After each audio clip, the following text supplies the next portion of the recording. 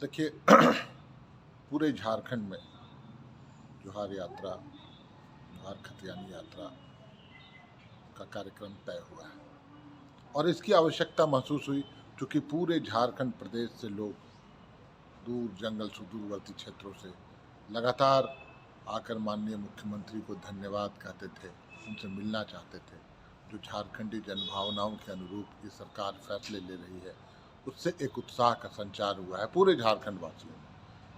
तो कहीं न कहीं ये लगता है, ये अनुभूति हुई माननीय मुख्यमंत्री को कि जो इतने दूर दराज से लोग आ रहे हैं, क्यों न मैं खुद उनके घर, उनके ज़िला में पहुंचकर उनसे रूबरू हूं और उनको एक सभा के रूप में संबोधित करने का काम करूं, अपनी बातों को उनके पास रखूं, उनकी बातों को सुनूं और जो केंद्र सरकार की प्रताड़ना और जो रवैया केंद्र सरकार की है इस राज्य के प्रति, उससे अवगत कराऊं। तो ये बहुत ही निर्णायक और मुझे लगता है इस तरह के कार्यक्रम से झामुमो के जनाधार में बहुत बेतहाशा वृद्धि हुई। उससे ही विपक्षी दलों की जमीन खिसक चुकी है और इस तरह के कार्यक्रम होते रहें तो मुझे लगता है कि भाजपा आने वाले दिनों में खाता भी नहीं कर पाएगी। तो बहुत ही बेहतर सोच के साथ ये कार्यक्रम की रूपरेखा बनाई गई है और सरकार उन सभी लोगों से रूबरू होगी, अपने कार्यकर्ताओं से रूबरू होगी, जिला के समस्याओं से अवगत होंगे। तो बहुत सोच समझ के कार्यक्रम लिया गया है, इसके परिणाम बहुत सुखद होंगे। क्या कुछ कहा? देखिए परेशान तो वो लोग शुरू से ही कर रहे हैं। एक निर्वाचित सरकार को, एक प्रचंड बहुमत वाली सरकार को, युवा मुख्यमंत्री की सरकार को, आंदोलनकारी का बेटा, इस माटी के बेटा प्रताड़ित करने में कोई कसर केंद्र की सरकार या भारतीय जनता पार्टी नहीं छोड़ रही। लेकिन उससे विचलित होने वाला हेमंत सोरेन नहीं है। हेमंत सोरेन शिबू सोरेन का बेटा है। मुझे लगता है इस सदी के सबसे महान आंदोलनकारी नेताओं में जिनका अग्रणी नाम है, उनका बेटा है, उनका खून है। तो इस तरह की हरकतों से हेमंत सोरेन जी विचलित होने वाले नहीं हैं और मुझे लगता है और ज़्यादा उत्साह और शक्ति का संचार होता है उनमें, क्योंकि आंदोलन उनके रग रग में है।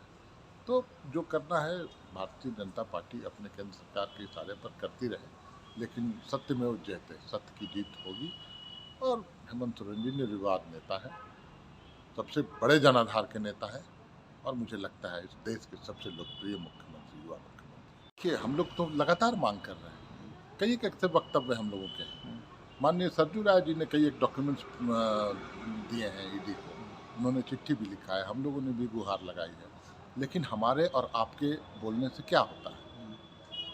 हमारे आपके बोलने, जब कोई तानाशाह बैठा रहेगा और वो अपने हिसाब से डिक्टेट करेगा संवैधानिक संस्थाओं को, तो हमारे और आपके बोलने की कोई आवाज़ कहीं रह नहीं जाएगी। तो ये तानाशाहों की सरकार है और स्पष्ट रूप से सामने दिखता है कि पूर्व मुख्यमंत्री का क्या मिलीभगत था घोटालेबाजों से और किस स्तर पर घोटाले उन्होंने किए थे। हाथी उड़ाने और ये सब तो छोड़ दीजिए, लेकिन जो खनिज में घोटाले हुए, साहब ब्रदर्स का मामला हुआ, जो 277 रैक पत्थर का भेजा गया बिना चालान के, रेलवे उसमें थी, रेलवे भी केंद्र सरकार की, आपकी सरकार थी, तो आखिर उसकी जांच क्यों नहीं, उससे पूछताछ क्यों नहीं?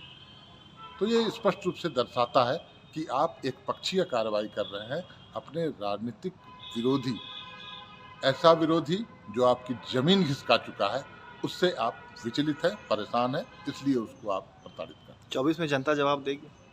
जनता तो लगातार जवाब दे रही है। जनता ने तो उपचुनावों में भी जवाब दिया और इतनी बड़ी संख्या में जो जनमानस, ये जन सैलाब उमड़ा राजधानी में, सिर्फ ये सुनकर के हमारे नेता को सम्मान हुआ है, तो ये भी जनता का जवाब है। ये समझने की का फेर है कि उसको कैसे समझ रहे हैं। ये 2024 में तो मुझे लगता है ये लोग गाँवों में घुस के प्रचार नहीं कर पाए, क्योंकि 32 खतियानी जोहार यात्रा, तभी जो खतियानी हमारे लोग हैं वो जवाब देंगे।